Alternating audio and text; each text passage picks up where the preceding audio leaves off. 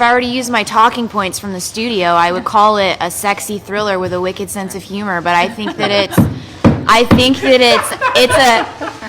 it's a comedy with horror elements, but it's not a frightening, scary movie where you're gonna lose sleep over it.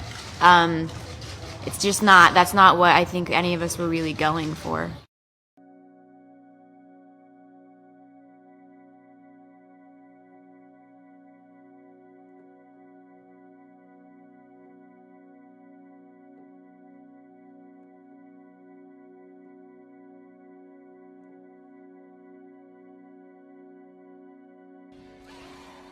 Female monsters have always haunted folklore for centuries. From Lilith to witches, women who defied male control were branded as dangerous. Barbara Creed calls this the monsters feminine. Female figures feared because of their sexuality, power, or difference. Jennifer is sacrificed under the assumption that she's a virgin, echoing the ancient virgin sacrifice trope. But she returns, transformed as a sexual, violent, and vengeful monster. In early horror, female monsters were punished for their power. Jennifer flips that. Her violence is a reaction to betrayal. Jennifer is objectified and sacrificed by men for their success. Her body becomes a site of trauma and revenge. She's beautiful, but also underestimated. Even her friendship with Needy is complicated by jealousy and control.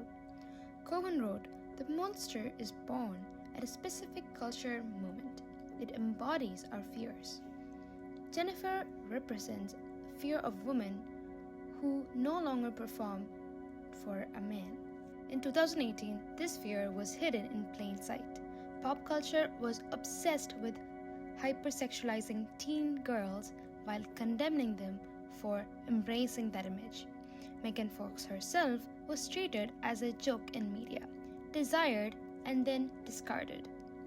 By 2020, post-Me Too, those fears are still there. The fears are more explicit. Women who speak out are called too emotional, unlikable, or man-haters. What defines a monster? Violence or context?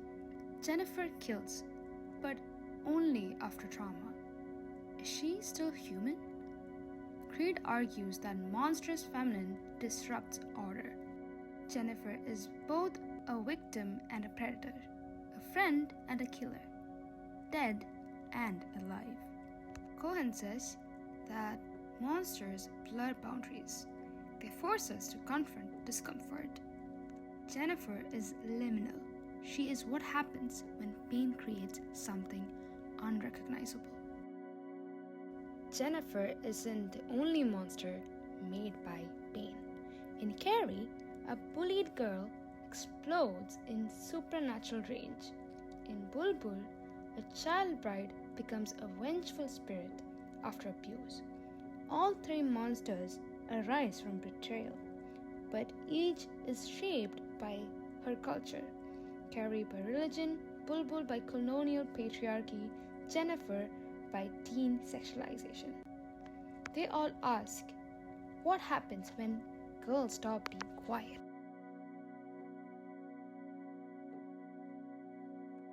Jennifer's Body flopped in 2009, marketed to boys, ignored by critics, dismissed as dumb. But post-Me Too, she's back, rewatched, reinterpreted, and reclaimed. Jennifer is now a feminist icon, a revenge fantasy, a symbol of rage and survival. Today, we see her not as a villain, but as a mirror. Her relevance today lies in how she reflects our continued discomfort with female rage and trauma. In 2009, she was too much, too angry, too sexual, too empowered. In 2020 and beyond, she feels real. She gives a voice to what's often silenced, not just pain, but refusal to accept it quietly. On TikTok, Tumblr, and Letterboxd, she's no longer feared. She's understood. She speaks ongoing issues like sexual exploitation and female rage. She's the kind of monster we see ourselves in. The horror isn't Jennifer's body, it's what the world did to it. How she refused to stay quiet.